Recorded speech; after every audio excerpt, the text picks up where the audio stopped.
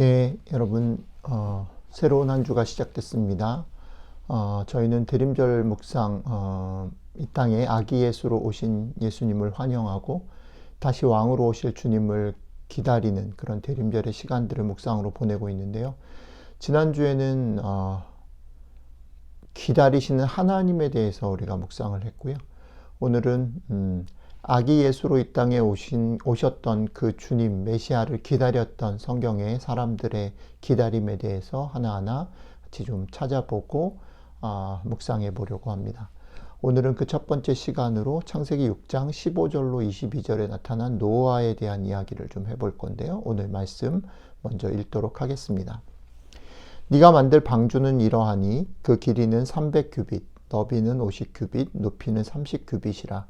거기에 창을 내되 위에서부터 한 규빗에 내고 그 문은 옆으로 내고 상중하 3층으로 할지니라. 내가 홍수를 땅에 일으켜 무릇 생명의 기운이 있는 모든 육체를 천하에서 멸절하리니 땅에 있는 것들이 다 죽으리라.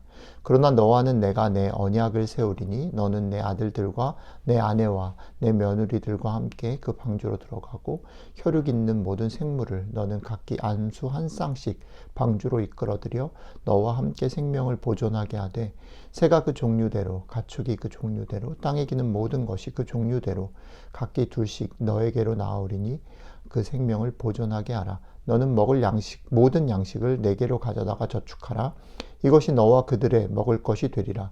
노아가 그와 같이 하여 하나님이 자기에게 명하신 대로 다 준행하였더라. 아멘. 성경은 이 사건을 시작하면서 이 사건의 배경으로 세 가지를 얘기합니다. 첫 번째는 노아가 하나님께 은혜를 입었다. 그리고 두 번째는 노아는 당대의 의인이었다. 그리고 마지막으로는 포악함이 온 땅에 가득 찼다. 이 세 가지 설명을 달고 이 사건을 시작합니다.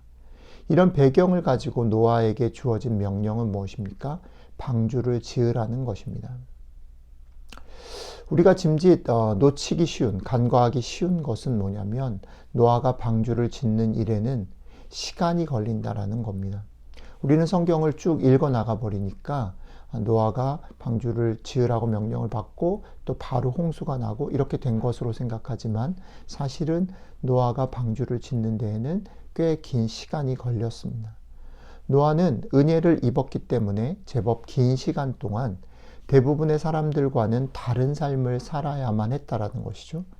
우리는 은혜를 입으면 복을 받고 이 땅에서 잘 되고 모든 일이 형통할 것을 기대하고 바라지만 성경이 오늘 우리에게 소개하는 노아의 삶은 은혜를 받았기 때문에 그때로부터 외로운 길을 사람들의 눈밖에 나는 삶을 살아야만 했다라고 우리에게 전하고 있는 것입니다. 노아가 살아가야 할 세상은 절대 노아의 행동이나 삶의 우호적인 그런 곳이 아니었다라고 성경은 못을 박습니다. 그런 환경 속에서 묵묵히 자기의 길을 가는 삶, 자기에게 주어진 그 이해할 수 없는 명령을 따라가는 삶, 그것을 성경은 의인의 삶이다라고, 은혜를 얻은 삶이다, 은혜를 입은 삶이다라고 우리에게 소개하고 있다는 것을 오늘 말씀을 읽으면서 묵상하면서 우리가 마음에 잘 담아두어야 할 것입니다. 우리는 모든 사람 가운데 선택받아 죽음이 아닌 삶을 얻게 되는 홍수 속 방주 안에 노아 가족만, 다 죽게 되는데 구원받은 노아 가족만을 떠올리지만 성경은 우리에게 노아가 방주를 짓느라 보내야 했던 시간을 보라고 오늘 도전합니다. 구원은 그냥 얻어진 것이 아니고 구원은 그냥 죽는 사람들 사이에 그냥 건져짐 받은, 선택받은 그것만이 아니라 구원의 삶을 살아가는 시간들이 있었다는 것이고, 구원받은 삶의, 은혜 받은 사람의 삶, 의인의 삶은 꽤 긴 시간 동안 세상이 이해할 수 없고 외롭고 만만치 않은 길이었다라는 겁니다. 노아의 삶 가운데 온갖 비웃음이 있었을 것입니다. 회의가 들었을 것입니다. 자신이 무엇을 하는지, 정말 홍수가 일어날 것인지에 대한 깊은 의문과 헛수고 같다 여겨지는 순간순간들이, 그리고 그 두려움들을 이겨내야 하는 시간들이 있었을 것입니다. 게다가 방주를 짓는 일 자체는 수고가, 열심히, 땀이 쏟아져야 하는 일입니다. 방주는 그냥 짠하고 노아 앞에 나타나고 떨어지는 것이 아니라 그의 손으로 직접 만들어야 하는 것이었다라는 것이죠. 예. 오늘 말씀이 우리에게 주는 것은 이것입니다. 믿음으로 기다림을 택한다라는 것. 그게 무엇이냐면 남들과는 다른 길을 가는 것. 우리 주님께서 말씀하신 거에 따르면 주님이 이렇게 말씀하셨죠. 좁은 문으로 들어가라. 멸망으로 인도하는 문은 크고 그 길이 넓어 그리로 들어가는 자가 많고 생명으로 인도하는 문은 좁고 길이 협착하여 찾는 이가 적음이니라. 예, 주님의 말씀에 따른다면 믿음으로 기다린다라는 것, 기다림을 선택한다라는 것은 좁고 협착해서 찾는 이가 적은 그 길을 선택하며 걸어가는 길입니다.